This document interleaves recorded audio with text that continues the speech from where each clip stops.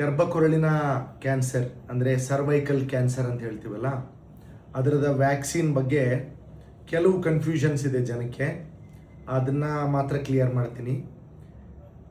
First of all ಏನು ಕೇಳ್ತಾರೆ ಅಂದರೆ ಸೇಫಾ ಅಂತ ಕೇಳ್ತಾರೆ. Yes, it is very very safe.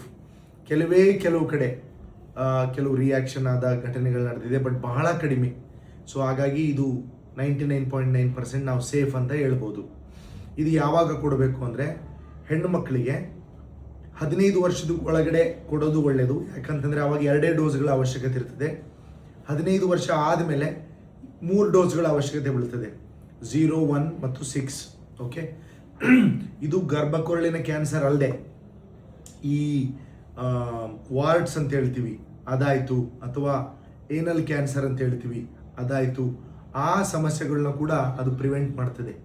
So ಹಾಗಾಗಿ ಯಾವುದೇ ಅನುಮಾನ ಬೇಡ. ನಿಮ್ಮ ಗೈನಕಾಲಜಿಸ್ಟ್ನಾಗಲಿ ಅಥವಾ ಪೀಡಿಯಾಟ್ರಿಷಿಯನ್ಸ್ನಾಗಲಿ ತಾವು ಕನ್ಸಲ್ಟ್ ಮಾಡಿ, ಮತ್ತು ತಮ್ಮ ಮಕ್ಕಳಿಗೆ, ಹೆಣ್ಣು ಮಕ್ಕಳಿಗೆ ವಿಶೇಷವಾಗಿ, ಹುಡುಗರಿಗೂ ಸಹಿತ ಕೊಡ್ಬೋದು. ಈ HPV ವ್ಯಾಕ್ಸಿನ್ ಹುಡುಗರಿಗೂ ಸಹಿತ ಕೊಟ್ಟರೆ ತಪ್ಪಿಲ್ಲ, ಬಟ್ ಹುಡುಗಿಯರಿಗೆ ವಿಶೇಷವಾಗಿ ತಾವು ಮುತುವರ್ಜಿ ವಹಿಸಿ ಈ ವ್ಯಾಕ್ಸಿನನ್ನು ಖಂಡಿತವಾಗಿ ಕೊಡಿಸ್ರಿ. ಮದುವೆ ಆಗೋಕ್ಕಿಂತ ಮೊದಲೇ ಕೊಡಿಸಿದರೆ ಬಹಳ ಒಳ್ಳೆಯದು. ಮದುವೆ ಆದಮೇಲೂ ಕೊಡಿಸ್ಬೋದು, ಬಟ್ ಎಫೆಕ್ಟಿವಿಟಿ ಜಾಸ್ತಿ ಇರೋದು ಮದುವೆ ಆಗೋಕ್ಕಿಂತ ಮೊದಲೇ ಕೊಟ್ಟರೆ ಅದರ ಎಫೆಕ್ಟಿವಿಟಿ ಚೆನ್ನಾಗಿರ್ತದೆ. Wish you all the best.